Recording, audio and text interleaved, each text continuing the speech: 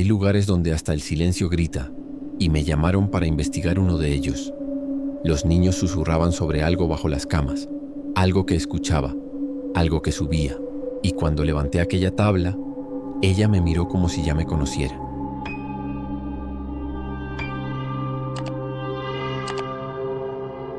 Londres, 23 de octubre de 1887.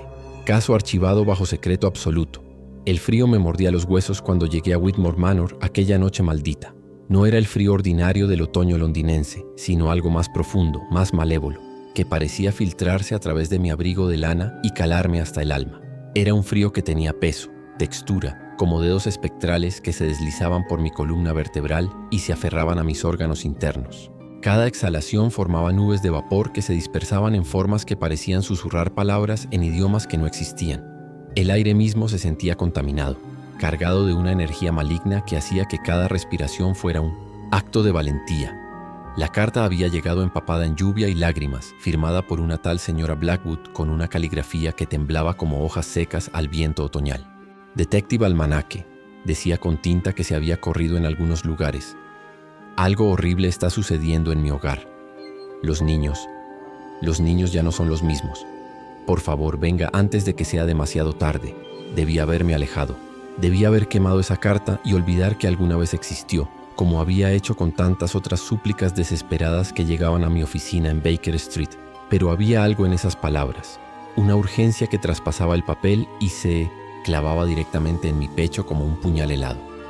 La curiosidad es el demonio que susurra en el oído de todo detective. Y yo siempre he sido un buen oyente, para mi propia perdición. El carruaje me había dejado en la entrada del sendero que conducía a la propiedad, negándose el cochero a acercarse más. No es lugar para gente decente después del anochecer. Señor, había murmurado con los ojos muy abiertos, mirando hacia la mansión como si fuera una bestia agazapada en la oscuridad.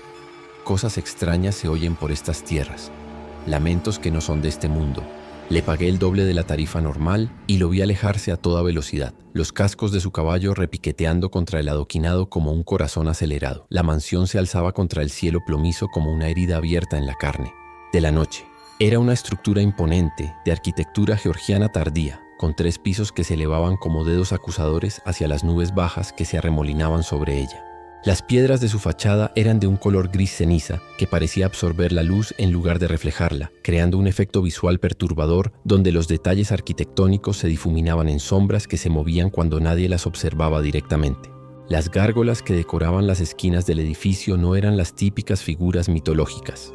Eran representaciones grotescas de rostros humanos en agonía, sus bocas abiertas en gritos eternos que parecían resonar en el viento nocturno. Sus ventanas, altas y arqueadas, estaban cubiertas por cortinas espesas que parpadeaban con una luz amarillenta que no parecía provenir de velas ni lámparas de gas, sino de algo más antiguo, más hambriento. Una luz que pulsaba con vida propia, como los ojos de un depredador observando desde las sombras. El viento aullaba entre las ramas desnudas de los robles centenarios que rodeaban la propiedad, pero ese sonido era casi reconfortante comparado con lo que vendría después.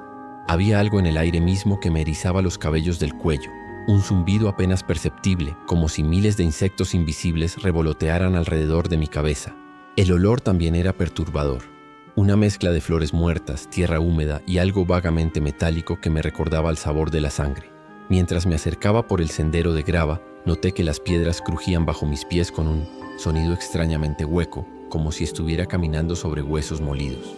Los jardines que flanqueaban el camino habían sido hermosos en su tiempo, pero ahora presentaban un aspecto desolado y abandonado. Los rosales crecían salvajes, sus espinas negras se extendían como garras hacia cualquiera que osara pasar demasiado cerca. Las estatuas de mármol que adornaban los parterres tenían una expresión de agonía tallada en sus rostros, y juraría que una de ellas, un querubín que debería haber sido inocente, me siguió con la mirada mientras pasaba. Toqué la aldaba, de hierro forjado, una gárgola con los ojos hundidos y la boca abierta en un grito silencioso, y el eco resonó en el interior de la casa como un lamento que se prolongaba mucho más de lo que debería. Pasos arrastrándose por el suelo de madera, una respiración entrecortada, jadeante, el sonido de cadenas moviéndose, y luego silencio absoluto, un silencio tan denso que podía sentirlo presionando contra mis tímpanos. La puerta se abrió con un chirrido que me heló la sangre. revelando una rendija de oscuridad que parecía tragar la luz de mi linterna. Durante un momento que se sintió eterno, no vi nada más que negrura. Luego, lentamente, una figura pálida emergió de las sombras. Detective Almanaque, gracias al cielo que ha venido. La mujer que me recibió tenía el rostro demacrado, como si no hubiera comido en semanas. Sus mejillas estaban hundidas, creando sombras profundas bajo sus pómulos prominentes.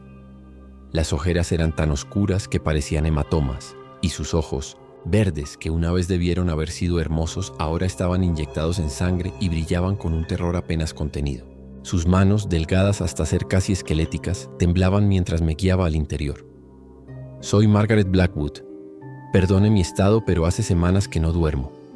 No me atrevo a cerrar los ojos. ¿Por qué no se atreve, señora Blackwood? Ella me miró con una expresión que no olvidaré jamás. Una mezcla de desesperación y alivio de finalmente tener a alguien con quien compartir su carga. Sus labios temblaron antes de hablar, como si las palabras fueran físicamente dolorosas de pronunciar, porque cuando duermo los oigo susurrar. Susurran mi nombre desde dentro de las paredes. Al principio pensé que era el viento o las tuberías viejas de la casa, pero los susurros conocen cosas sobre mí, detective, cosas que nadie debería saber. Me hablan de mi infancia, de secretos que nunca le he contado a nadie, ni siquiera a mi difunto esposo. Me dicen cosas terribles sobre lo que le pasó a las familias anteriores, cosas que me hacen vomitar de horror. Hizo una pausa, sus ojos vidriándose como si estuviera reviviendo alguna pesadilla particular. Su respiración se volvió irregular, y pude ver que estaba luchando contra el impulso de huir. Anoche la voz de mi madre muerta me dijo desde la pared que mis hijos ya no me pertenecían, que habían sido adoptados por algo mucho más viejo, mucho más poderoso que cualquier amor maternal. La voz, detective, era exactamente como la recordaba. El mismo tono suave que usaba para cantarme antes de dormir. Pero las palabras que salían de esa voz familiar eran absolutamente diabólicas. Se acercó más a mí, bajando la voz hasta convertirla en un susurro apenas audible. Me dijo que mis hijos eran solo los primeros, que pronto toda la ciudad seguiría su ejemplo, que Londres entera se convertiría en una colmena de cosas que usan rostros humanos como máscaras, y que yo tenía una opción: unirme voluntariamente a ellos o ser consumida lentamente durante meses hasta que no quedara nada de mí excepto otro susurro en las paredes. Sus manos temblaron mientras se aferraba a mi brazo. Detective, ¿usted cree en el mal absoluto? ¿En fuerzas que existen solo para destruir y corromper? Porque eso es lo que está en mi casa. No es un fantasma, no es una enfermedad mental. Es algo que quiere reemplazar todo lo que es humano con algo que definitivamente no lo es. El vestíbulo era una visión de elegancia decadente.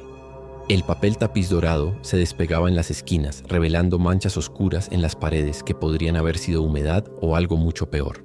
Una gran escalinata de caoba se curvaba hacia el segundo piso, sus barandillas talladas con motivos florales que bajo la luz temblorosa de las velas parecían retorcerse como serpientes. El aire estaba espeso y viciado, apestando a incienso, rancio y algo más. Algo dulzón y putrefacto que se pegaba a la garganta y hacía que cada respiración fuera un esfuerzo consciente. Las paredes estaban cubiertas de retratos familiares en marcos dorados, pero había algo profundamente perturbador en ellos. Los ojos de cada figura pintada parecían seguirme mientras caminaba, y juraría que algunos de ellos movían los labios, susurrando palabras que no podía escuchar pero que sentía resonar en mis huesos. Un retrato en particular me llamó la atención. Un hombre de mediana edad con barba negra y ojos que parecían absorber toda la luz a su alrededor. La placa dorada en la parte inferior decía Cornelius Whitmore, 1781-1823. Ese es el propietario original, explicó la señora Blackwood siguiendo mi mirada. El hombre que construyó esta casa, también el hombre que cometió atrocidades innombrables entre estas paredes. ¿Qué tipo de atrocidades? Ella se estremeció visiblemente. Mató a su esposa, a sus 3 hijos y a todos los sirvientes. Los encontraron días después, dispuestos en el sótano como si fueran ofrendas, pero nunca encontraron el cuerpo de Cornelius. Se había desvanecido como si la tierra se lo hubiera tragado. Cuénteme qué está ocurriendo con sus hijos, señora Blackwood. Ella se retorció las manos, mirando constantemente hacia las escaleras que conducían al segundo piso como si esperara ver algo bajar por ellas. Son mis hijos, Thomas de 8 años y pequeña Emily de 5. Eran niños normales, detective. Thomas era travieso pero cariñoso, siempre corriendo por los jardines y coleccionando insectos. Emily era dulce como un ángel, siempre riendo y cantando pequeñas canciones que inventaba. Pero hace un mes, después de que nos mudáramos a la habitación del segundo piso, comenzaron a cambiar. ¿Cambiar cómo? Al principio fueron pequeñas cosas. Thomas dejó de jugar afuera. Emily dejó de cantar. Pero luego, detective, ¿alguna vez ha visto a un niño de 8 años dibujar con la precisión anatómica de un cirujano? Thomas empezó a crear diagramas detallados de órganos humanos, sistemas nerviosos, estructuras óseas que ni siquiera un estudiante de medicina conocería. Cuando le pregunté dónde había aprendido esas cosas, me sonrió con una expresión que no era para nada infantil y me dijo: papá me enseña por dentro, mamá.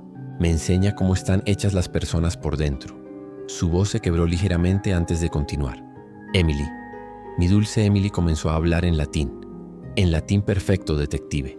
Una niña de 5 años que apenas puede leer en inglés, recitando encantamientos en un idioma muerto con una pronunciación que haría envidiar a los eruditos de Oxford. Y cuando lo hace, las plantas de la casa se marchitan, los espejos se empañan, los relojes se detienen. Se envolvió más fuertemente en su chal, como si tratara de protegerse de algo más que el frío. Luego comenzaron a hablar con alguien que no puedo ver, manteniendo conversaciones enteras con esquinas vacías de sus habitaciones. Pero no son conversaciones normales, detective. Es como si estuvieran reportando, dando informes detallados sobre mi comportamiento, sobre las personas que visitan la casa, sobre los lugares a los que voy durante el día, como pequeños espías al servicio de algo invisible. Los escucho susurrar durante toda la noche en un idioma que no reconozco, palabras que duelen al oído, que hacen que mis dientes se pongan en tensión, y sus ojos se estremeció tan violentamente que tuvo que apoyarse contra la pared. Sus ojos se han vuelto vidriosos, distantes, como si miraran a través de mí hacia algo que está detrás, algo que existe en un plano diferente al nuestro. Me saqué la libreta del bolsillo y comencé a tomar notas. ¿Algo más? Thomas dibuja cosas horribles, criaturas con demasiados brazos, rostros que se multiplican infinitamente, bocas llenas de dientes afilados que se abren en lugares imposibles. Pero, detective, no son solo dibujos aleatorios de un niño perturbado. Son mapas, diagramas técnicos, planos arquitectónicos de lugares que no deberían existir. Cuando llevé algunos de sus dibujos al arquitecto que diseñó las renovaciones de nuestra casa anterior, se puso pálido como un cadáver. Me dijo que las proporciones eran matemáticamente imposibles, que representaban espacios que violaban las leyes de la geometría euclidiana, pero que de alguna manera tenían una lógica interna consistente. Su voz se quebró ligeramente. Y escribe cartas a su padre, pero su padre murió hace 3 años en un accidente ferroviario. Cuando le pregunto a quién le escribe, me dice que es su papá verdadero, el que vive en las paredes. Las cartas, detective, no están escritas en inglés, ni en francés, ni en alemán, ni en ningún idioma que pueda reconocer. Pero cuando las leo, de alguna manera entiendo cada palabra. Es como si el significado se transmitiera directamente a mi cerebro sin pasar por mis ojos. Se detuvo frente a una ventana, mirando hacia los jardines oscuros. Las cartas hablan de mundos paralelos donde la física funciona diferente, donde el tiempo fluye hacia atrás, donde la muerte es solo una transición temporal. Describen tecnologías que no deberían existir, máquinas que funcionan con sufrimiento humano como combustible, estructuras que existen en múltiples dimensiones simultáneamente, métodos para doblar el espacio-tiempo hasta que se vuelve maleable como arcilla. Y Emily ya no llora, incluso cuando se lastima, cuando se cae y se raspa las rodillas hasta sangrar, solo sonríe. Es una sonrisa que no es de niña, detective. Es la sonrisa de alguien que sabe secretos terribles, secretos que ningún niño debería conocer. La sonrisa de alguien que ha visto el final de todo y encuentra gracioso lo insignificantes que son nuestras preocupaciones humanas. Se volvió hacia mí con lágrimas en los ojos. Pero lo más aterrador es que a veces cuando la miro sonreír así, siento una compulsión irresistible de sonreír también, como si su alegría perversa fuera contagiosa. Y durante esos momentos, detective, puedo ver lo que ella ve. Puedo ver el mundo como realmente es. Una cáscara delgada de normalidad que cubre algo infinitamente más vasto y más terrible. Y la peor parte es que en esos momentos me gusta lo que veo. Un escalofrío me recorrió la espalda como dedos helados trazando líneas sobre mi piel. En mis 15 años como detective había visto casos de enfermedad mental, trauma infantil, histeria colectiva, pero esto sonaba diferente, más siniestro, más imposible. ¿Ha consultado con un médico? El doctor Harrington vino la semana pasada. Es un hombre de ciencia, detective. No se deja llevar por supersticiones. Pero cuando examinó a los niños, su voz se quebró. Salió corriendo de la casa, farfullando algo sobre presencias malignas y influencias diabólicas que trascienden la medicina. Desde entonces no ha vuelto a responder mis cartas. He enviado 6 mensajes, cada uno más desesperado que el anterior. ¿Y usted?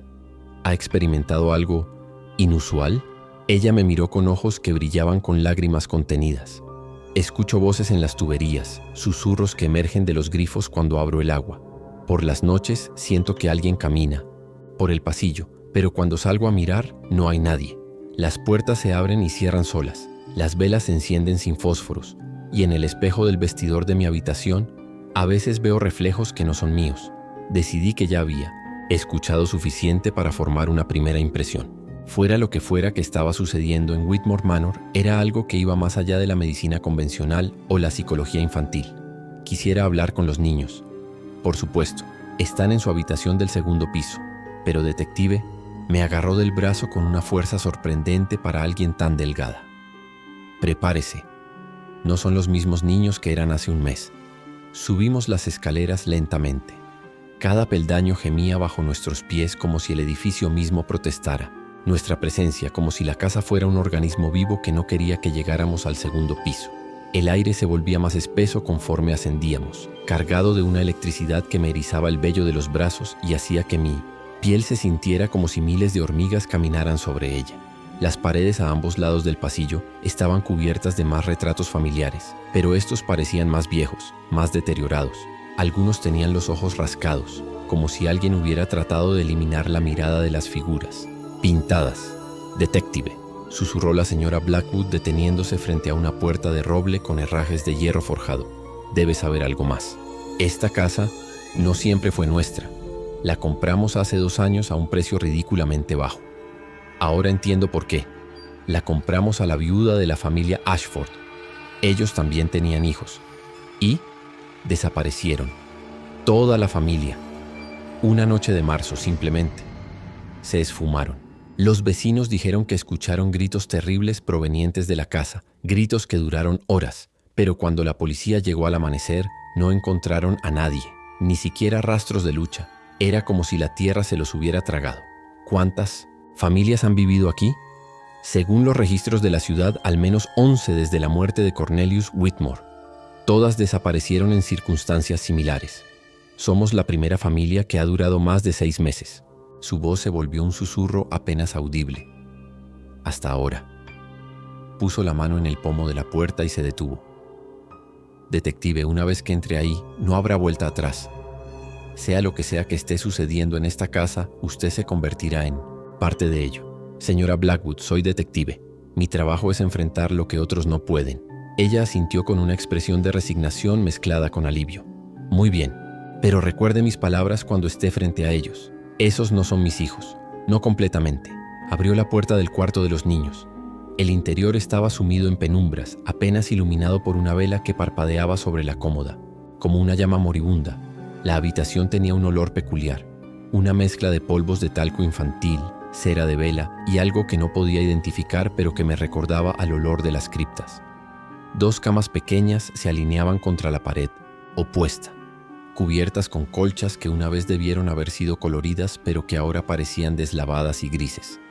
En una de las camas, un niño de cabello rubio como el trigo maduro dibujaba furiosamente en un cuaderno, su mano moviéndose con una velocidad y precisión que no era natural en un niño de su edad. No levantó la vista cuando entramos, completamente absorto en su trabajo. En la otra cama, una niña pequeña con bucles dorados permanecía sentada con la mirada perdida en el techo, sus labios moviéndose silenciosamente como si estuviera rezando o cantando una canción que solo ella podía escuchar.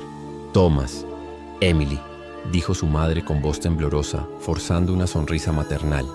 El detective almanaque ha venido a visitarnos. El niño levantó la vista lentamente, como si mi presencia fuera una molestia menor que lo distraía de algo infinitamente Más importante, sus ojos, Dios santo, sus ojos me helaron la sangre en las venas. Eran completamente negros. No solo las pupilas, sino los iris también, como si hubieran sido reemplazados por pozos de obsidiana pulida. No había vida en ellos. No había curiosidad infantil ni calidez humana, solo un vacío profundo que parecía absorber la luz de la habitación y devolverla como una sensación de vacío existencial. Sonrió, revelando dientes que se veían demasiado afilados para ser de un niño, dientes que parecían haber sido limados hasta formar puntas como colmillos. Cuando habló, su voz sonaba como cientos de susurros superpuestos, como si un coro de voces hablara a través de su garganta infantil. «Hola, detective Almanaque», dijo, y cada palabra parecía resonar no solo en mis oídos, sino en mis huesos. Él sabía que vendría. Nos dijo que preparáramos cosas especiales para mostrarle. ¿Quién sabía que vendría? La niña giró la cabeza hacia mí con un movimiento mecánico, como una muñeca cuyo cuello hubiera sido girado por una mano invisible. Sus ojos eran idénticos a los de su hermano, pozos de negrura absoluta que parecían contener siglos de conocimiento prohibido. «El señor que vive en las paredes», respondió con la misma voz múltiple, una voz que era demasiado vieja, demasiado sabia para salir de los labios de una niña de 5 años. «Nos ha estado enseñando cosas maravillosas, cosas sobre lo que hay más allá de las paredes, más allá del techo, más allá del cielo, cosas sobre los lugares donde la luz no puede llegar». Me acerqué cautelosamente al cuaderno del niño, cada paso calculado como si estuviera acercándome a una bestia salvaje. Las páginas estaban repletas de dibujos hechos con trazo infantil, pero el contenido era la materia de las pesadillas más profundas. No eran simples garabatos de un niño, eran representaciones detalladas y precisas de anatomía humana distorsionada, como si Thomas hubiera tenido acceso a textos médicos avanzados y los hubiera reinterpretado a través de la lente de algo fundamentalmente malévolo. En una página vi un corazón humano con demasiadas cámaras, conectado a un sistema de vasos sanguíneos que formaban patrones geométricos imposibles. En otra, un cerebro humano donde cada circunvolución había sido reemplazada por pequeños rostros gritando. Había diagramas de esqueletos con huesos extra que se extendían en dimensiones que no deberían existir, y músculos que se retorcían en espirales que desafiaban toda lógica biológica. Pero lo más perturbador eran las criaturas. Entidades con extremidades que se multiplicaban fractalmente, cada brazo dividiéndose en más brazos, cada dedo terminando en una mano más pequeña que a su vez tenía más dedos. Rostros humanos que emergían de superficies rocosas como si estuvieran siendo paridos por la piedra misma, sus expresiones congeladas en el momento exacto entre el nacimiento y la muerte. Y en el centro de cada dibujo, dominando la composición como un dios negro presidiendo sobre su creación, una figura alta y delgada con brazos que se extendían más allá de los márgenes del papel, como si tratara de salir del dibujo y entrar en nuestro mundo. Los dibujos estaban hechos no solo con crayones, sino también con lo que parecía ser sangre seca de diferentes tonalidades, creando texturas y sombras que daban a las imágenes una cualidad tridimensional perturbadora. Algunos trazos habían sido hechos con algo punzante que había rasgado el papel, como si el niño hubiera dibujado con tanta fuerza que sus instrumentos se habían convertido en armas. En las esquinas de cada página había símbolos que no reconocía, pero que me hacían sentir náuseas físicas solo con mirarlos, como si mi mente fuera demasiado pequeña para procesarlos correctamente sin sufrir daño permanente. ¿Quién? ¿Es esta figura, Thomas? «Es papá», dijo Emily sin desviar la mirada del techo, hablando como si fuera la cosa más obvia del mundo. «Nuestro papá verdadero, el que siempre ha estado aquí, esperando. Nos enseña canciones por las noches, canciones en el idioma de antes del tiempo». La señora Blackwood palideció hasta volverse casi translúcida. Su padre murió hace 3 años en un accidente ferroviario. «Esto es imposible». «No», corrigió Thomas, su sonrisa volviéndose más amplia, estirando sus labios de una manera que no era anatómicamente posible. «Ese era el papá de mentira, el papá de afuera. Este es mejor. Este es real. Este puede hacer que las paredes respiren, que el tiempo se doble, que los muertos caminen». Como si hubiera sido una señal, la habitación comenzó a cambiar ante mis ojos. Las paredes se hinchaban y contraían sutilmente, como si fueran los pulmones de algún organismo colosal. El papel tapiz con motivos florales se ondulaba como agua, y los patrones comenzaron a reorganizarse, formando rostros que me observaban con expresiones de agonía silenciosa. Podía ver labios moviéndose, tratando de formar palabras, pero no. Salía sonido alguno, La temperatura de la habitación fluctuaba violentamente. Un momento hacía un calor sofocante como el interior de un horno y al siguiente un frío glacial que me hacía castañetear los dientes. El aire mismo parecía volverse más denso, como si estuviera respirando melaza en lugar de oxígeno. Señora Blackwood, murmuré tratando de mantener la voz estable. Creo que deberíamos irnos de aquí inmediatamente. Pero cuando me volví hacia donde había estado parada, ella ya no estaba allí. La puerta por la que habíamos entrado había desaparecido también, reemplazada por una pared sólida de ladrillo que parecía haber estado ahí durante décadas. No había grietas, no había indicación de que alguna vez hubiera existido una abertura. No puede irse todavía, detective, dijeron los niños al unísono, sus voces fusionándose en una armonía discordante que me hizo rechinar los dientes. Papá quiere conocerle personalmente. Ha estado esperando tanto tiempo para tener una conversación adulta. La temperatura de la habitación se desplomó súbitamente. Mi aliento se convirtió en vapor blanco que se arremolinaba en patrones imposibles, formando símbolos en el aire antes de disiparse. Pude sentir cristales de hielo formándose en mis cejas y en el bigote. La vela sobre la cómoda se extinguió con un siseo, pero extrañamente la habitación no quedó en total oscuridad. Un resplandor verdoso emanaba de las paredes mismas, pulsando al ritmo de un corazón gigantesco que parecía latir en algún lugar debajo de la casa. Los niños se levantaron de sus camas con movimientos perfectamente sincronizados, como marionetas, controladas por la misma mano invisible. Sus pies no tocaban el suelo, flotaban a unos centímetros de la alfombra, sus cuerpos meciendo ligeramente como si estuvieran suspendidos en agua invisible. ¿Quiere ver nuestras otras habitaciones, detective?, preguntó Thomas, su cabeza girando hacia mí con un ángulo que hubiera roto el cuello de cualquier niño normal.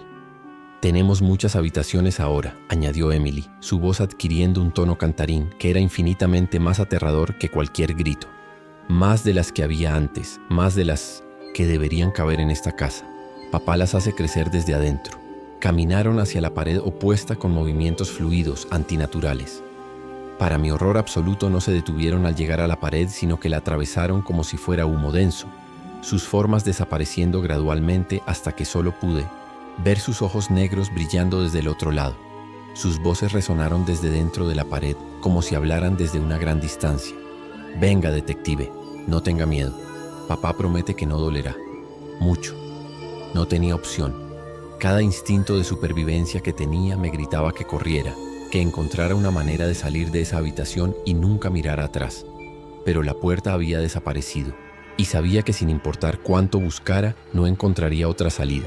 Además, mi curiosidad profesional, esa maldita curiosidad que había sido tanto mi bendición como mi maldición durante todos mis años como detective, exigía respuestas. Seguí sus pasos hacia la pared. Cuando extendí la mano para tocarla, esperaba sentir ladrillo sólido o madera, pero en su lugar mi mano encontró una sustancia que se sentía como agua espesa y tibia. La pared cedió ante mi toque, ondulando como la superficie de un estanque. Perturbado, tomé una respiración profunda y atravesé la barrera. Al otro lado me encontré en un pasillo que definitivamente no existía en la estructura original de Whitmore Manor. Era estrecho, tan estrecho que mis hombros rozaban las paredes, a ambos lados, con un techo tan bajo que tenía que agachar la cabeza para evitar golpearme. Las paredes estaban cubiertas de una sustancia viscosa que pulsaba como carne viva, y cada vez que mi ropa la rozaba, podía sentir que se adhería ligeramente, como si tratara de atraerme hacia ella. La sustancia emitía el mismo resplandor verdoso que había visto en la habitación, pero aquí era más intenso, casi cegador. Podía ver venas de luz corriendo a través de las paredes como un sistema circulatorio alien, llevando algo que definitivamente no era sangre hacia algún órgano central invisible. Los niños flotaban unos metros adelante, sus siluetas recortadas, contra la luz verdosa que emanaba de algún lugar más profundo en el pasillo. Se habían vuelto más translúcidos, como si estar en este lugar los estuviera convirtiendo gradualmente en fantasmas. Esta es la habitación donde papá guarda sus recuerdos, anunció Thomas señalando una puerta a la izquierda que se había materializado de la nada. La puerta era diferente a cualquier cosa que hubiera visto antes. Parecía estar hecha de metal negro que absorbía la luz, pero cuando la miré directamente pude ver que su superficie se ondulaba como agua.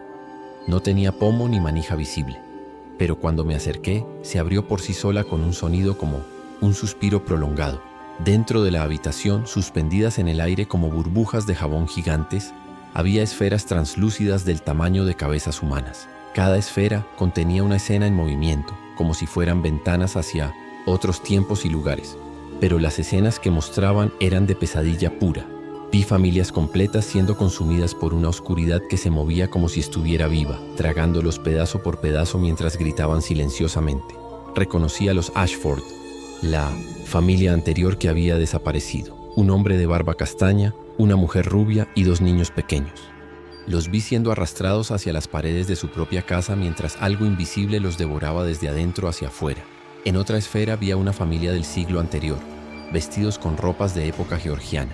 La madre sostenía a un bebé mientras algo con demasiados tentáculos la envolvía lentamente. En otra, un hombre solo en lo que parecía ser un estudio, escribiendo frenéticamente en un diario mientras sombras con forma casi humana se filtraban por debajo de la puerta. Papá colecciona los últimos momentos, explicó Emily con voz soñadora. Dice que son lo más sabroso cuando la esperanza finalmente se rompe y se convierte en aceptación. Y esta es donde papá practica sus formas, dijo Thomas señalando otra puerta que había aparecido al lado opuesto del pasillo. Esta puerta era peor que la primera. Estaba hecha de lo que parecía ser carne humana en diferentes etapas de descomposición, cosida con hilo negro que se movía como si fueran gusanos. Cuando se abrió, el aire se llenó de un hedor nauseabundo que me hizo doblarme y vomitar violentamente. La habitación más allá era una carnicería de realidades retorcidas. No era simplemente grotesca. Era una violación fundamental de todo lo que entendía sobre la naturaleza de la existencia.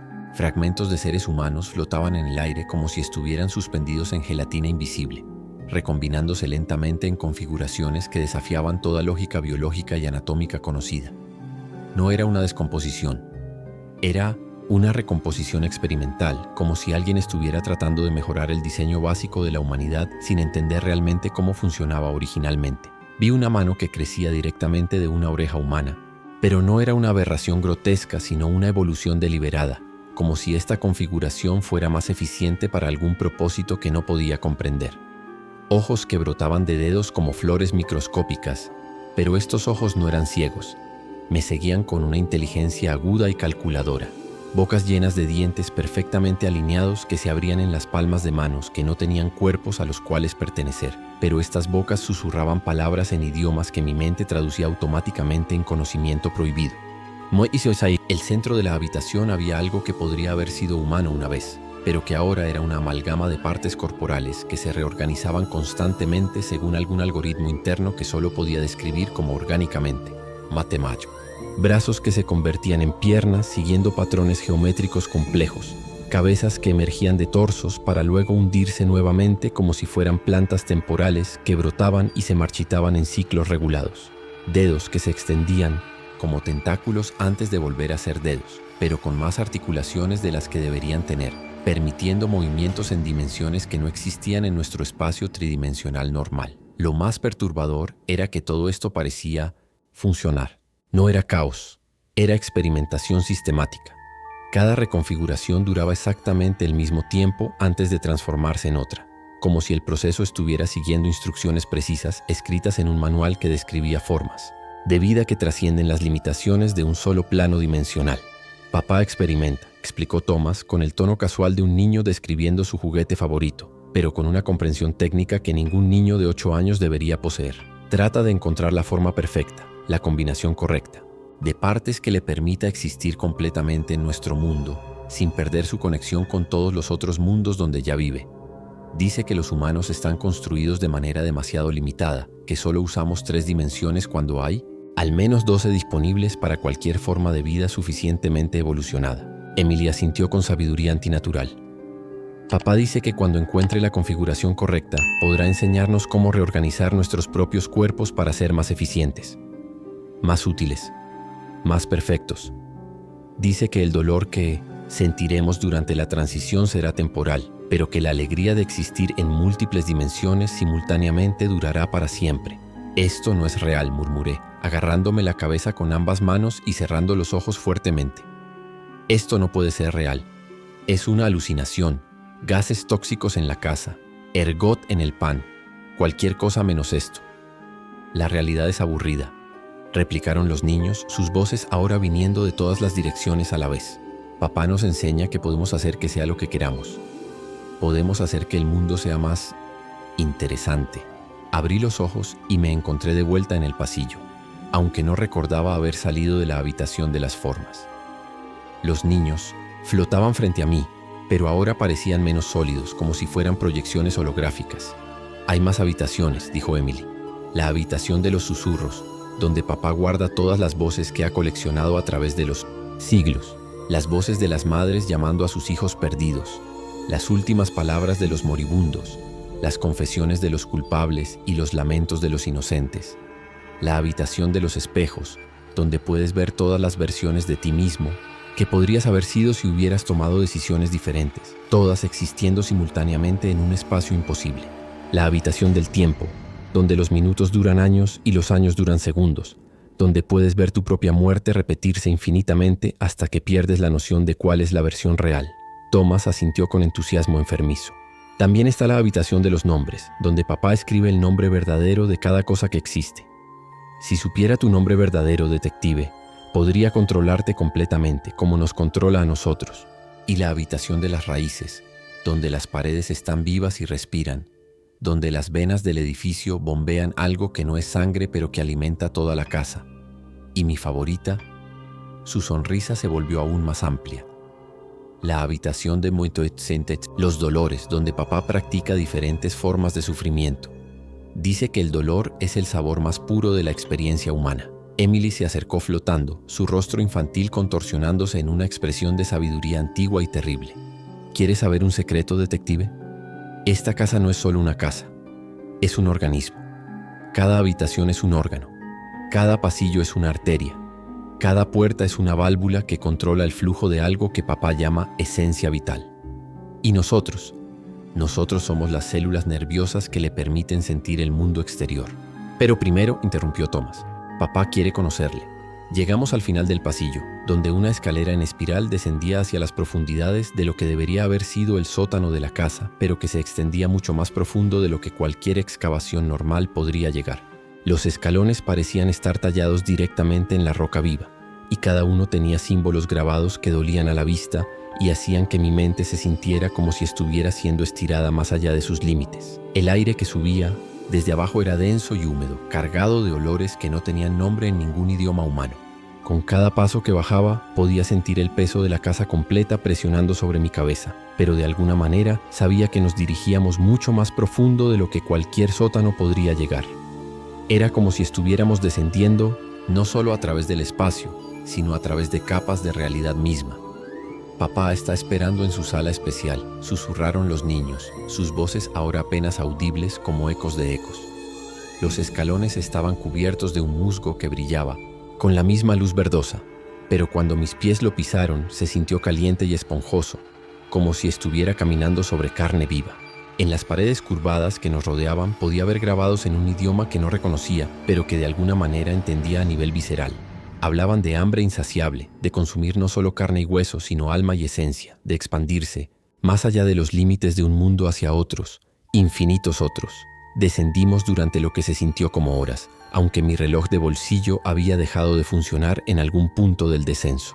El tiempo parecía haberse vuelto fluido, elástico. A veces sentía que habíamos estado bajando durante días, otras veces parecía que apenas habíamos comenzado. Finalmente, después de lo que podría haber sido una eternidad o un instante, llegamos a una caverna masiva que se extendía más allá de lo que mi linterna podía iluminar. El techo se perdía en una oscuridad absoluta, pero el suelo estaba cubierto de una alfombra de huesos humanos pulverizados que crujían y se desplazaban bajo mis pies como arena viva. El aire estaba tan espeso que cada respiración era un esfuerzo consciente, como tratar de respirar miel. En el centro de la caverna, elevándose hacia el techo invisible, se alzaba algo que mi mente se resistía a procesar completamente. Era alto, imposiblemente alto, como si fuera un árbol hecho de sombra solidificada que se hubiera fusionado con la pesadilla de un loco. La base de la criatura era un tronco rugoso del grosor de un roble centenario, pero conforme se elevaba, se dividía en cientos de ramas que terminaban en extremidades que podrían haber sido brazos humanos si no fuera porque cada uno tenía demasiadas articulaciones y demasiados dedos. Su superficie parecía estar en constante movimiento, como si estuviera hecha de millones de gusanos negros que se retorcían juntos para formar una apariencia de solidez. Ocasionalmente, rostros humanos emergían de esa superficie ondulante. Hombres, mujeres, niños. todos con expresiones de agonía eterna, sus bocas abriéndose y cerrándose silenciosamente como peces fuera del agua. Lo que supuse que era su rostro principal, si es que podía llamarse rostro, era una superficie lisa y negra, ubicada aproximadamente donde habría estado la cabeza de un humano gigantesco. Pero en lugar de características fijas, ocasionalmente se formaban ojos, bocas, narices que aparecían y desaparecían como ondas en agua estancada. Cuando los ojos se formaban, me miraban con una inteligencia antigua y malévola que me hizo sentir como un insecto bajo la lupa de un niño cruel. «Detective Almanaque», dijo con una voz que no salía de ninguna boca visible, sino que reverberaba desde todas las direcciones a la vez, haciendo que las piedras de la caverna vibraran en armonía. «He estado esperándole durante tanto tiempo». Los niños flotaron hasta él como hojas llevadas por una brisa invisible. Cuando tocaron su superficie, se fusionaron con su masa sombría como si fueran absorbidos por arenas movedizas. Sus rostros aparecían y desaparecían en su superficie junto con los de todas las otras víctimas, pero aún podía escuchar sus voces infantiles emergiendo del coro de lamentos que emanaba de la criatura. «¿Qué es usted?», logré articular, sorprendido de que mi voz funcionara. «Soy el eco», respondió. Y cuando habló, pude sentir las palabras resonando no solo en mis oídos, sino en mis huesos, en mi sangre, en cada célula de mi cuerpo. Era como si su voz fuera transmitida a través de frecuencias que existían más allá del espectro auditivo humano normal. Soy lo que queda cuando la realidad se consume completamente y se digiere en algo nuevo. Soy la sombra que proyectan 1000 mundos muertos, el eco de civilizaciones que fueron demasiado curiosas, que abrieron puertas que debieron permanecer cerradas para siempre. Su forma se ondulaba mientras hablaba, revelando vislumbres de lo que había contenido a través de los siglos. Pude ver ciudades enteras preservadas en su masa, sus habitantes congelados en el momento de su absorción, sus rostros retorcidos en expresiones de terror y comprensión final. Había criaturas de otros mundos, seres con anatomías imposibles, que habían sido los primeros en encontrarlo en sus propias dimensiones. Y había algo más, algo que me llenó de una desesperación cósmica, la comprensión de que esto no era único, de que existían otros ecos en otros lugares, una infestación interdimensional que se extendía a través de la realidad como una enfermedad. Cada realidad que devoro me hace más fuerte, más completo, continuó, y ahora podía ver memorias que no eran mías fluyendo desde su superficie como sangre de una herida.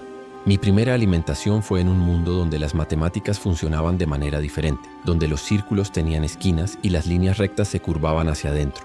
Consumí a sus habitantes, a sus ciudades, a sus conceptos, mismos de existencia, y me convertí en algo más de lo que había sido antes. Sus brazos imposibles se movieron, señalando hacia las paredes de la caverna, y pude ver que no eran realmente paredes, sino las superficies interiores de otros mundos, consumidos como si estuviéramos dentro de una burbuja que contenía fragmentos de 1000 realidades diferentes.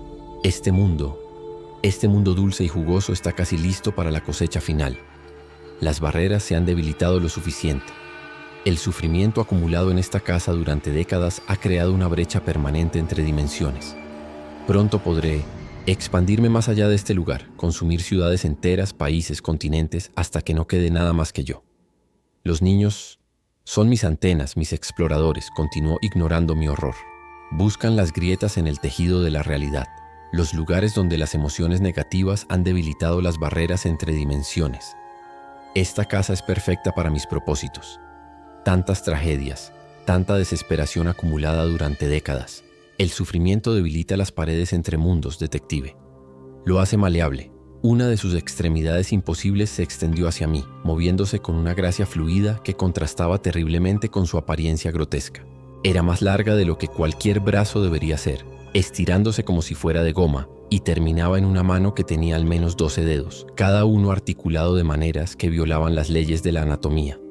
Podía sentir mi cordura desmoronándose al contemplar sus proporciones incorrectas, la forma en que sus dedos se doblaban en direcciones que no deberían existir en un espacio tridimensional normal. Mi visión comenzó a desdoblarse, viendo múltiples versiones de la mano superpuestas como si existiera en varias dimensiones simultáneamente. «Únase a mí, detective», murmuró con lo que podría haber sido gentileza si no viniera de una aberración interdimensional. Deje que su mente se expanda más allá de las limitaciones de su realidad lineal y estrecha.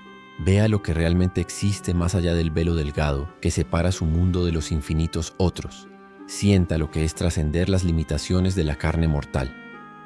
Su mano se acercó más y pude ver que cada dedo tenía pequeñas bocas en las puntas, bocas llenas de dientes microscópicos que se abrían y cerraban hambrientas. Cuando estaba a unos centímetros de mi rostro, pude oler su aliento. Una mezcla de tierra de cementerio, flores muertas y algo que me recordaba al olor de las bibliotecas muy antiguas, como si se alimentara de conocimiento prohibido. No. Saqué mi revólver con manos temblorosas y disparé los 6 cartuchos directamente hacia su centro de masa. Las balas atravesaron su forma sin causar daño visible, pero el sonido de los disparos reverberó en la caverna como campanas fúnebres, creando ecos que parecían formar palabras en idiomas que nunca había escuchado. Él rió, un sonido como miles de cristales rompiéndose simultáneamente en una sinfonía de destrucción.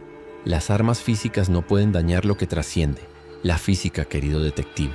Soy más viejo que su especie, más viejo que la vida misma en este pequeño mundo insignificante.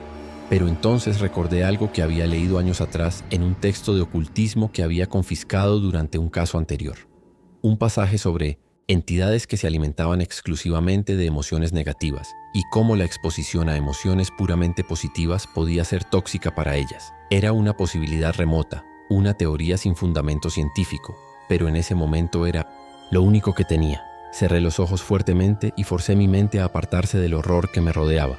En su lugar, me obligué a recordar cada momento feliz de mi vida, cada chispa de alegría pura que había experimentado, convocándolos con una intensidad desesperada como si mi vida dependiera de ello. Mi primera pipa, fumada a los 16 años en el jardín de la casa de mi padre un domingo de primavera, cuando los cerezos estaban en flor y el aire olía a hierba recién cortada y promesas de verano. El orgullo en los ojos de mi padre cuando le conté que quería ser detective, cómo me había abrazado y me había dicho que cambiaría el mundo para mejor. El día que recibí mi insignia de detective y la sonrisa orgullosa de mi mentor, el inspector Morrison, quien me había enseñado que la justicia no era solo un concepto abstracto, sino algo por lo que valía la pena luchar todos los días. El sabor perfecto del té de mi madre en las tardes de domingo de invierno, cuando nos sentábamos junto al fuego y ella me leía historias de aventuras mientras la nieve caía suavemente contra las ventanas.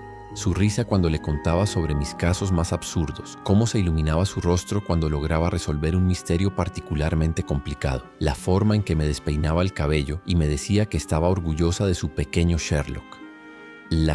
Risa cristalina de los niños jugando en Hyde Park en las tardes de primavera, sus voces mezclándose con el canto de los pájaros y el susurro del viento entre las hojas nuevas. La alegría pura en sus rostros cuando descubrían algo simple pero maravilloso. Una flor especialmente bonita, un pájaro que cantaba una melodía nueva, la forma en que la luz del sol creaba arcoíris en las gotas de rocío, el calor del sol en mi rostro durante un picnic de verano con Sara, antes de que la tuberculosis se la llevara, cómo reía cuando le leía los poemas terribles que escribía para ella, cómo sus ojos brillaban cuando me decía que era el hombre más tonto y maravilloso que había conocido jamás. El peso de su mano en la mía mientras caminábamos por los jardines botánicos, señalando flores exóticas e inventando historias absurdas sobre sus orígenes. El amor que había sentido por Sara, tan intenso y puro que incluso ahora, años después de su muerte, podía sentir cómo expandía mi pecho y llenaba mi corazón hasta desbordarlo. El momento en que me había dicho que me amaba, cómo el mundo entero había parecido detenerse y realinearse alrededor de esa verdad simple y perfecta. La satisfacción profunda y duradera de resolver un caso difícil, de traer justicia a las víctimas de crímenes aparentemente imposibles. La gratitud en los ojos de las familias cuando les devolvía a sus seres queridos perdidos. El conocimiento de que mi trabajo tenía propósito, de que cada día hacía del mundo un lugar ligeramente mejor. Cada memoria positiva, cada momento de amor, esperanza y alegría que había acumulado en mis 32 años de vida, las reuní todas y las proyecté hacia la criatura con toda la fuerza de mi voluntad, como si fueran proyectiles de luz pura disparados desde el centro de mi alma. El eco gritó. Fue un sonido que parecía rasgar el aire mismo, un aullido de agonía tan profundo y primitivo que hizo que mis oídos sangraran. Su forma comenzó a convulsionarse violentamente, como si estuviera siendo atacada por alguna enfermedad terrible. «¡Deténgase!», rugió, y por primera vez en su voz había algo parecido al miedo. Esas emociones son veneno para mi esencia. Abrí los ojos y vi que su forma masiva se estaba desintegrando. La superficie de sombra sólida se estaba volviendo translúcida en lugares, y a través de esos agujeros podía ver una luz dorada que no provenía de ninguna fuente visible. Los rostros atrapados en su superficie, incluidos los de Thomas y Emily, Aparecían con más claridad y ahora parecían estar luchando, tratando de liberarse de la masa que los había absorbido. La felicidad es veneno para él. Grité hacia los rostros atrapados sin saber si podrían escucharme. Recuerden los buenos momentos. Recuerden lo que amaban. Uno por uno, los rostros comenzaron a cambiar. Las expresiones de agonía se transformaron en sonrisas, en recuerdos de amor y alegría. Un hombre recordó el nacimiento de su hijo. Una mujer recordó su boda. Los niños recordaron juegos de verano y canciones de cuna. La caverna comenzó a colapsar. Las paredes se agrietaban como si fueran de cristal, y a través de las fisuras se filtraba una luz dorada y cálida que contrastaba dramáticamente con la luminosidad verdosa enfermiza de antes. Podía oír voces distantes que se volvían más claras por momentos. La señora Blackwood llamando a sus hijos. El doctor Harrington murmurando oraciones, voces de policías organizando una búsqueda. El eco lanzó un último aullido de derrota y furia antes de implosionar en sí mismo como una estrella moribunda. Su forma masiva se contrajo hasta convertirse en un punto de oscuridad absoluta y luego desapareció por completo con un sonido como el de una gigantesca burbuja reventando. La implosión se llevó consigo la caverna, los pasillos imposibles, las habitaciones de pesadilla, todo el espacio extradimensional que la criatura había creado como su guarida. Me sentí cayendo a través de capas de realidad que se plegaban sobre sí mismas como papel arrugado. Y luego, nada. Me desperté en el vestíbulo de Whitmore Manor, acostado en el suelo de mármol frío. La señora Blackwood estaba arrodillada, junto a mí, sus ojos, ahora normales, llenos de preocupación humana, brillando con lágrimas de alivio. A sus brazos se aferraban Thomas y Emily, pero estos niños eran diferentes a los que había visto antes. Sus ojos habían vuelto a ser azules y verdes respectivamente, brillantes con vida e inocencia infantil. «Detective, ¿está bien?», preguntó la señora Blackwood, su voz cargada de una gratitud que hacía que las palabras temblaran. Se desmayó apenas entró por la puerta principal. Ha estado inconsciente por horas. Los niños estaban tan preocupados. Miré alrededor confundido. El vestíbulo se veía completamente normal, ordinario. Los retratos en las paredes mostraban rostros benignos que no me siguieron con la mirada. El aire olía a cera de muebles y flores frescas en lugar de incienso rancio y putrefacción. No había rastro del horror sobrenatural que había experimentado. Los niños están perfectamente bien, sonrió ella, y era una sonrisa genuina, llena de amor maternal. Sea lo que sea que haya hecho, funcionó. Son ellos mismos otra vez. Thomas ha estado dibujando paisajes hermosos y Emily no ha parado de cantar sus pequeñas canciones. Thomas se acercó tímidamente y me mostró un dibujo. En lugar de las aberraciones grotescas que había visto antes, había dibujado un jardín lleno de flores coloridas donde una familia feliz hacía un picnic bajo un sol sonriente. «Gracias por ayudarnos, señor detective», dijo con una voz que era completamente normal, completamente humana. «No entiendo qué pasó, pero los sueños feos se fueron». Emily asintió vigorosamente. «Ya no hay susurros en las paredes, solo silencio bueno. Pero cuando me levanté del suelo, mareado pero básicamente ileso, noté algo que me heló la sangre. En el mármol donde había estado acostado, grabada en la piedra como si hubiera sido quemada por un hierro al rojo vivo, había una marca negra en forma de mano. Pero no era una mano humana normal. Tenía 12 dedos, cada uno articulado de maneras imposibles. Y en mi bolsillo del chaleco encontré un dibujo que definitivamente no recordaba haber tomado. Mostraba a la figura alta y sombría que había visto en los dibujos de Thomas, pero ahora estaba tachada con crayón rojo, y encima había una gran X. En la parte inferior, con letra infantil pero firme, decía: «Gracias por salvarnos, detective. Almanaque.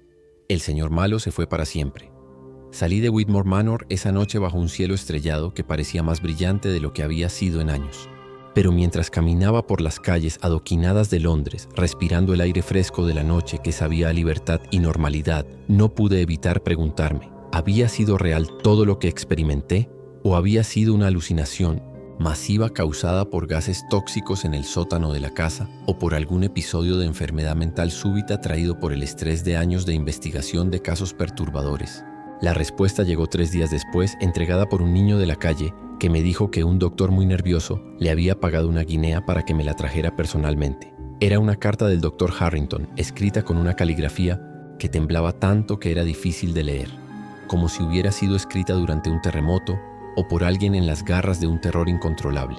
Había investigado la historia completa de Whitmore Manor y descubierto algo que explicaba todo, y a la vez no explicaba nada. La casa había sido construida en 1790 por Cornelius Whitmore, un comerciante exitoso que había hecho su fortuna en las colonias americanas, específicamente en el comercio de especias exóticas y artefactos antiguos que había adquirido de tribus indígenas. Pero según los registros parroquiales que el doctor había desenterrado en archivos que habían estado sellados durante décadas, Whitmore había construido la casa sobre algo que ya estaba allí: los restos de un templo druida que databa de muchos siglos antes de la llegada de los romanos a Britania. Los documentos describían el sitio con términos que helaban la sangre.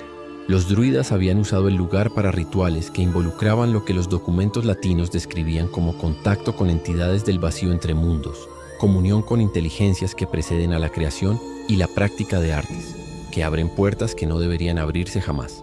Aparentemente, habían logrado abrir algún tipo de portal o brecha dimensional utilizando sacrificios humanos masivos y cánticos en idiomas que predataban cualquier lengua conocida.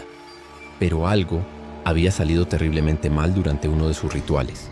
El último registro romano sobre la tribu, fechado en el año 78 d.C., describía cómo una legión entera había sido enviada a investigar reportes de luces infernales y gritos que duraban días provenientes del área. Cuando llegaron, encontraron que toda la tribu había desaparecido una noche, dejando solo círculos de piedras ennegrecidas dispuestas en patrones geométricos imposibles y un pozo que se extendía a profundidades que desafiaban toda medición. Los soldados romanos reportaron que el pozo respiraba y que ocasionalmente emergían de él sonidos que no eran de este mundo ni de ningún otro que los dioses hayan creado. Los romanos habían sellado el pozo con piedras bendecidas y habían declarado el área maldita por fuerzas más allá de la comprensión humana. Durante los siguientes 1000 años, el sitio había permanecido vacío, evitado por lugareños que transmitían de generación en generación historias sobre la tierra que devora almas y el lugar donde los muertos no pueden descansar. Whitmore, aparentemente sin conocer completamente la historia del lugar o eligiendo ignorar las advertencias locales por codicia, había llenado el pozo con toneladas de tierra y escombros antes de construir su mansión encima. Pero en 1823, 3 años después de la construcción, comenzó a reportar presencias malignas en la casa. Sus diarios personales, que el doctor había encontrado en los archivos secretos de la ciudad después de sobornar a varios funcionarios, describían una progresión de eventos que era aterradoramente familiar. Primero habían sido susurros en las paredes, voces que conocían secretos íntimos sobre su vida y su familia. Luego, pesadillas que sangraban en la realidad despierta, donde los límites entre el sueño y la vigilia se volvían borrosos. Sus hijos comenzaron a cambiar, volviéndose distantes y diciendo cosas que ningún niño debería saber. Y finalmente, la aparición de lo que él describía como el padre de sombras, una figura alta y delgada que se comunicaba con él a través de sus hijos, prometiéndole conocimiento prohibido a cambio de pequeños favores. La masacre de 1823 había sido real. Whitmore había matado a su familia entera, pero los testigos dijeron que parecía estar poseído por algo que no era él. Su cuerpo nunca fue encontrado, pero hubo reportes de gritos que emanaban del sótano de la casa durante días después del descubrimiento de los cuerpos. Lo más escalofriante era la lista que el doctor había compilado. Desde 1823, exactamente 111 familias habían vivido en Whitmore Manor. Todas habían desaparecido sin rastro, siempre después de reportar actividad sobrenatural que seguía el mismo patrón. Niños que cambiaban de personalidad, susurros en las paredes, apariciones de una figura sombría. La familia Blackwood era la 12ª, y eran los únicos supervivientes en más de 60 años. Pero la postdata de la carta era lo que realmente me perturbó hasta los huesos. Detective, después de nuestra experiencia en esa casa maldita, he consultado con colegas en universidades de toda Europa, desde la Sorbona hasta las bibliotecas más oscuras de Praga. He encontrado registros similares en al menos 12 ubicaciones diferentes a lo largo de la historia. Lugares donde familias enteras desaparecen después de reportar fenómenos idénticos a los que presenciamos en Whitmore Manor. Siempre hay un patrón consistente que se repite con precisión matemática. Y entre mis dedos encontré pequeñas flores marchitas que no crecen en ningún lugar de Inglaterra. Son flores que he visto solo una vez antes, en los jardines de Whitmore Manor, la noche que todo comenzó. Pero lo más inquietante son los sueños. No son sueños normales. Son demasiado consistentes, demasiado detallados, demasiado lógicamente coherentes para ser productos de mi subconsciente. Son experiencias vividas, memorias de cosas que sucedieron pero no en este mundo, no en esta versión de la realidad. Sueño que estoy de vuelta en Whitmore Manor, pero la casa es infinitamente más grande de lo que era cuando la visité físicamente. Se extiende hacia arriba y hacia abajo a través de dimensiones que no tienen nombres, con habitaciones que existen en múltiples épocas simultáneamente. En estos sueños veo las mismas habitaciones ocupadas por diferentes familias a lo largo de los siglos, todas experimentando los mismos horrores al mismo tiempo, pero en líneas temporales separadas. Puedo ver a Cornelius Whitmore en 1823 dibujando los mismos símbolos que Thomas dibujaba, escuchando las mismas voces susurrantes. Puedo ver a los Ashford en su última noche, tratando desesperadamente de proteger a sus hijos mientras las paredes literalmente se los tragan. Y puedo ver familias del futuro, familias que aún no han nacido, que experimentarán exactamente los mismos eventos en casas que aún no han sido construidas. Hay habitaciones llenas de versiones alternativas de mí mismo que tomaron decisiones diferentes durante mi confrontación con el eco. Versiones que se unieron voluntariamente a él y se convirtieron en extensiones de su voluntad. Versiones que huyeron y pasaron el resto de sus vidas en manicomios, susurrando advertencias que nadie creía. Versiones que murieron durante el descenso a la caverna, sus cuerpos absorbidos por la criatura y sus mentes añadidas a su colección de susurros. Si encuentran este relato después de mi desaparición, y sospecho profundamente que será después, y no sí, porque puedo sentir algo acercándose, algo inevitable como la marea alta o el amanecer. Recuerden lo que aprendí en las profundidades nauseabundas bajo Whitmore Manor. El eco y entidades como él se alimentan exclusivamente del miedo, la desesperación, la soledad, el odio, la envidia y todas las emociones negativas que corroen el alma humana como ácido. Estas emociones actúan como catalizadores químicos que debilitan las barreras entre dimensiones, creando grietas microscópicas en el tejido de la realidad que gradualmente se expanden hasta convertirse en puertas que permiten el paso de cosas que no deberían existir en nuestro mundo ordenado y racional. Pero he descubierto que la felicidad genuina, el amor verdadero e incondicional, la esperanza genuina que surge de la certeza de que mañana puede ser mejor que hoy, y la alegría pura que brota espontáneamente del corazón humano sin necesidad de justificación externa, son veneno absoluto para estas entidades parasitarias.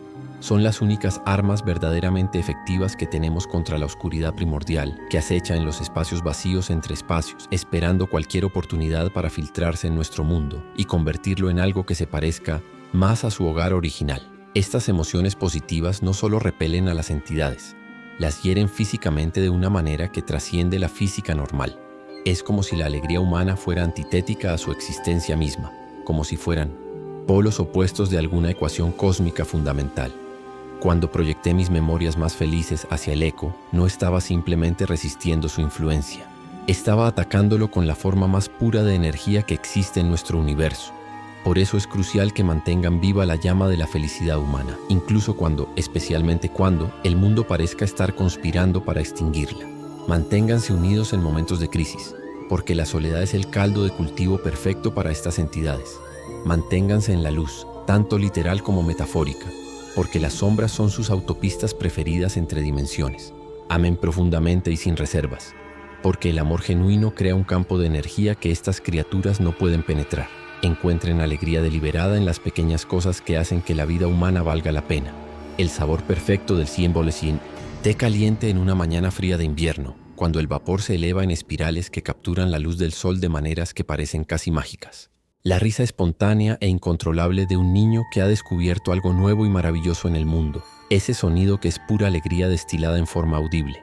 El calor reconfortante del sol en el rostro durante un día perfecto de primavera, cuando todo parece posible y el futuro se extiende ante nosotros lleno de promesas no cumplidas. La sensación de satisfacción profunda que viene de ayudar a alguien sin esperar nada a cambio. Ese momento en que realizas que has hecho una diferencia genuina en la vida de otra persona.